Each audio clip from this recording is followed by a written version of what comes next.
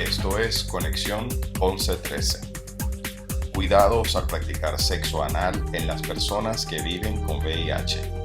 Invitada especial, doctora Giselle Durán, coloproctólogo.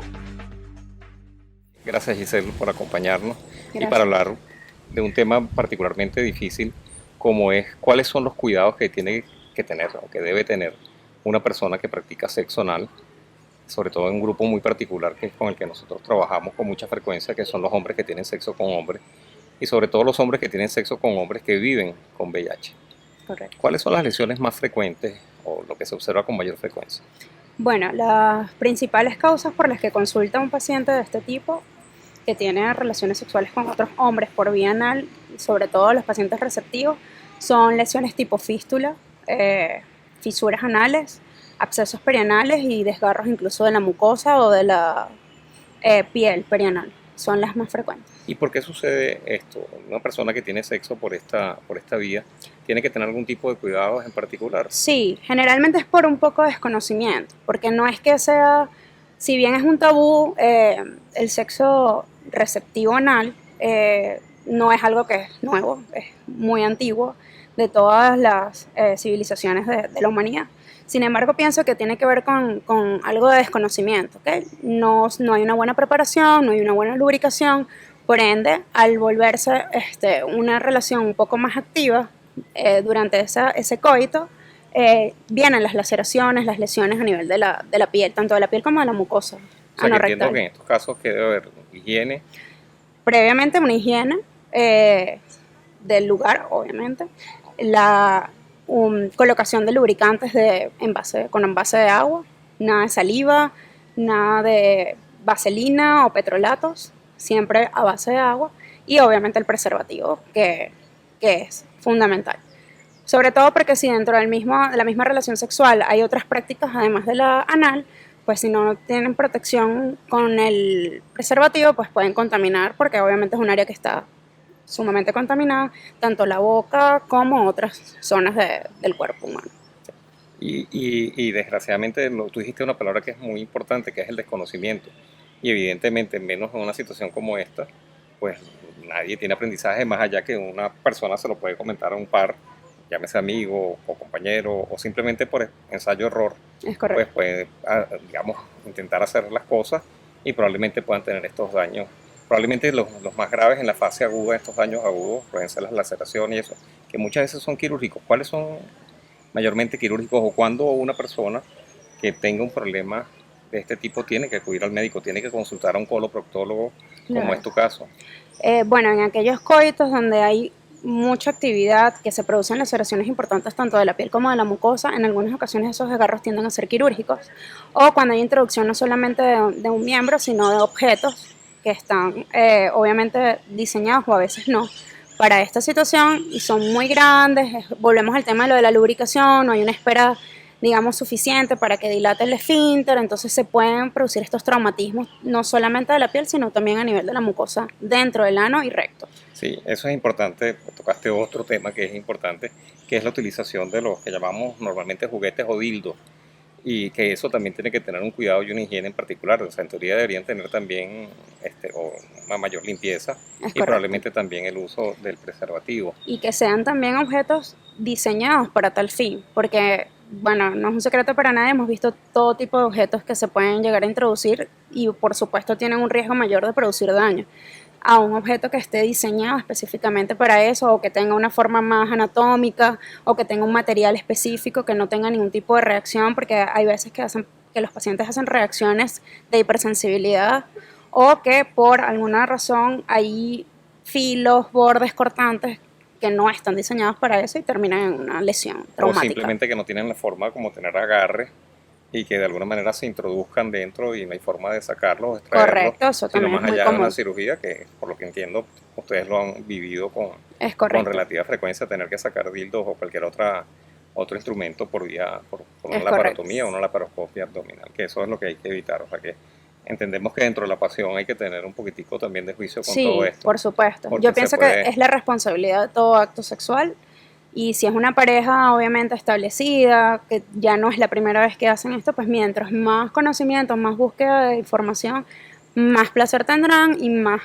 compenetración como pareja. Sí, las van a fístulas tener. son un gran problema, ¿verdad? A veces y esos abscesos son bien Es complicados y terrible, a a veces veces solo con son antibióticos, cosas muy sencillas, pero en otras ocasiones se pueden convertir en una pesadilla. porque a veces también terminan en cirugía Es correcto. y en algún otro Y que en procedimiento. la mayoría, o sea, en el caso perianal, por ser un área tan contaminada, en la mayoría de los casos esos abscesos terminan convirtiéndose en una fístula. Si es una fístula de trayecto simple, es decir, que es un solo trayecto, de repente hay muchas más probabilidades de que eso mejore con una sola cirugía. Pero cuando el paciente tiene miedo, no consulta a tiempo y esto se va prolongando, pues se va complicando el cuadro, puede hacer otros trayectos y se va haciendo cada vez más difícil el tratamiento de este tipo de lesiones. Sí, y de esto estaríamos hablando de las lesiones, lo que para nosotros son agudas, por decirlo de alguna manera, porque producen un problema de salud de forma aguda. Ahorita, ¿cuáles podrían ser las enfermedades crónicas que pudieran generar este tipo de prácticas? Bueno, obviamente el daño, maltrato o lesión constante del epitelio, tanto de la piel como de la mucosa, puede generar múltiples lesiones a nivel celular. Además de que están las infecciones de transmisión sexual, que adicional a los pacientes que conviven con el VIH, también está el VPH, sífilis, etcétera, otros tipos de infecciones que pueden contraerse a nivel de este tipo de prácticas sexuales y que por ende traen consecuencias. Como muchos saben, pues el VPH es una de las causas principales en mujeres de cáncer de cuello uterino. Pero a nivel de los hombres, que es el tema que nos está trayendo hoy, pues es una de las causas principales tanto de cáncer de próstata como de cáncer de la piel, del ano o de células escamosas anales. Ok. Y otra cosa, y con respecto a lo que es el esfínter del ano, problemas de prolapsos y estas cosas, Puede ¿se ven haber con frecuencia? prolapso a largo plazo. No, volvemos a lo del tema O del incontinencia. conocimiento. Puede llegar a un nivel de incontinencia si hay una lesión importante a nivel del esfínter. Si no se diagnostica a tiempo, pues a largo plazo eso va a generar cierto grado de incontinencia en el paciente. O de prolapsos, pues, porque obviamente los tejidos a medida que vamos envejeciendo se van haciendo más laxos y ese continuo traumatismo pues puede hacer que cierta parte de ese tejido, sea mucoso o de toda la pared del recto, pueda llegar a prolapsar. Ahorita tú tocaste el tema de próstata. Sabemos que la próstata está inmediatamente después, una de sus, y de hecho, según dicen, el punto G del hombre es la próstata, ¿no? Donde se tiene mayor sensibilidad y con lo que se llegan más fácil a los orgasmos. ¿Hay algún tipo de problemas en próstata como tal por las penetraciones por vía anal? Bueno, si hay, digamos, un traumatismo importante donde no sea controlada esa situación, a pesar de que no están directamente uno dentro del otro, sino son vecinos, están Correcto. relacionados a través de una pared. Ahí puede haber traslocación bacteriana, es decir, las bacterias que están dentro del recto pueden traspasar o pasar hacia la próstata, producir algún tipo de inflamación o infección como la prostatitis. Y bueno, si esto se convierte en algo crónico, pues va a ser una prostatitis crónica, Que es un dolor de cabeza. es muy Es un difícil dolor de de cabeza. tratar por parte de los urólogos. Y bueno, eso sí Por se los puede infectólogos convertir, y los también nos cuesta infectólogos mucho también, tratar. por supuesto. Es un dolor de Pero cabeza. sí, obviamente por traslocación bacteriana, ese constante traumatismo a ese nivel pues puede ocasionar problemas de próstata también. Ahora, vamos a volver a hablar, o vamos a volver al tema del VPH, que sin duda para las personas que viven con VIH, el VPH es un gran problema porque la probabilidad de infectarse con este virus, como es un problema en el cáncer de cuello uterino, como tú muy bien dijiste, también es un problema en el cáncer anorrectal en los hombres que tienen sexo con hombres. Sabemos que la prevalencia, de hecho nosotros hicimos una vez un trabajo en el hospital y la prevalencia de infección por VIH y sobre todo con mixtas, o sea, con varias cepas en el mismo tiempo, es muy alta, o era muy alta en el momento que hicimos nosotros el tratamiento, el estudio. ¿Qué pasa con VPH y cáncer anorrectal? ¿Cómo se tiene que hacer? ¿Qué es lo que se tiene que hacer? Sí, claro. Bueno, obviamente, como usted lo dice, pues los pacientes que conviven con el virus de inmunodeficiencia humana tienen este problema porque obviamente al estar inmunosuprimidos están en mayor riesgo de adquirir cualquier otro tipo de infección. Lamentablemente el VPH es un virus que es bastante persistente. Hay muchísimos tipos, más o menos unos 40 serotipos de los más de 100 que hay descritos pueden infectar al ser humano y casi siempre se transmite vía sexual. Y si no hay un control, digamos, una situación en la que se haga un seguimiento bastante, digamos, protocolizado de estos pacientes, pues pueden generar sin duda, dependiendo del serotipo que esté infectando, un cáncer anorrectal. Cuando tú dices de protocolizado, podemos hacer un paralelismo con lo que podría ser la visita al ginecólogo, Correcto. salvando, digamos, las distancias y los respetos, pues. Que la visita de esta persona que vive con VIH y ha estado muy expuesta al virus del VPH, que tiene que hacer una consulta regular con el coloproctólogo. Es correcto. ¿Y para hacer qué, además? De hecho, yo a mis pacientes siempre hago esa analogía.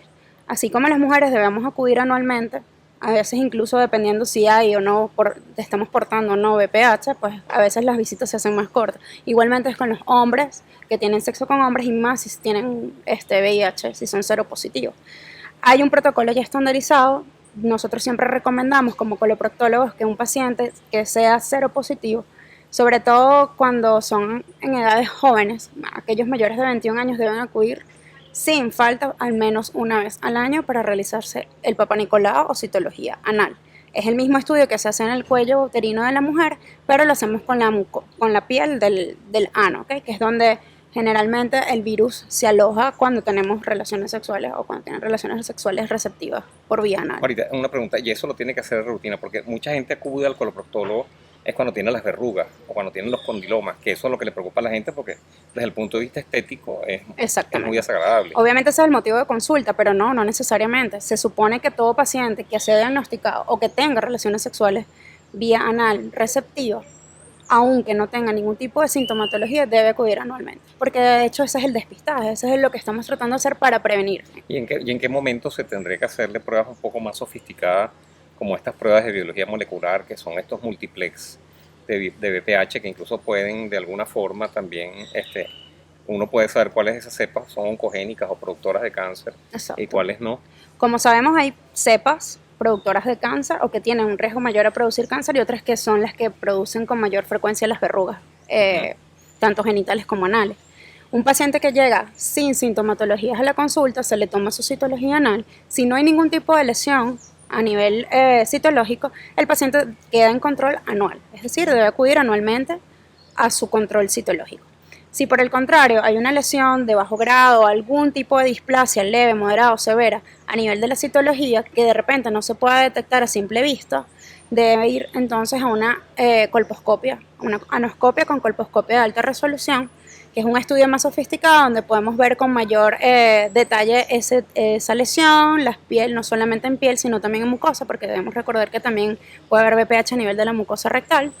Allí hacemos pruebas con ácido tricloracético y en esas lesiones donde sea sospechoso tomamos biopsia. ¿Okay? Dependiendo de lo que responde la biopsia o nos reporte la biopsia, ahí podemos hacer también la tipificación del VPH, que es el que nos va a decir si es un serotipo oncogénico o no oncogénico, productor o no productor de cáncer. Y dependiendo de eso, entonces los estudios o digamos el seguimiento de ese paciente debe ser cada 6 meses. Cada 6 meses. Cada 6 meses si hay alguna anormalidad a nivel citológico. Ahorita lo más importante, está claro que esas consultas son consultas preventivas y posteriormente si por alguna razón van a pasar a ser más bien terapéuticas o curativas. Ahora bien, ya para finalizar, vacuna contra el VPH. Ha sido muy discutido el tema de vacunas ya en las mujeres. Si se ponen, si no se ponen, a qué edad se colocan, si tienen que ser antes de iniciar las relaciones sexuales o son prepúberes o antes del desarrollo. ¿Qué pasa con los hombres? Y qué pasa sobre todo con este grupo de hombres que tienen sexo con hombres. ¿Se justifica esquemas de vacunación? ¿Qué vacunas están disponibles? ¿Cómo hacemos aquí en Venezuela para resolver esto? De acuerdo, sí. Bueno, eso está muy controvertido, usted lo ha dicho. Hay algunos países, incluso puedo mencionar España o algunas localidades de España donde ya está incluida dentro del esquema de inmunización, tanto para niños como para niñas, la vacuna del VPH. Hay 3 tipos de vacunas de 2 laboratorios diferentes. En una de ellas solo tiene 2 serotipos, que son el 16 y el 18, que son los oncogénicos. La otra, que tiene 2 variantes, tiene 4 serotipos, que es el 6 y 11, que son los que producen verrugas, y el 16 y 18, y la otra es 9. Tiene 9 serotipos, que son 2 no oncogénicos y 7 oncogénicos.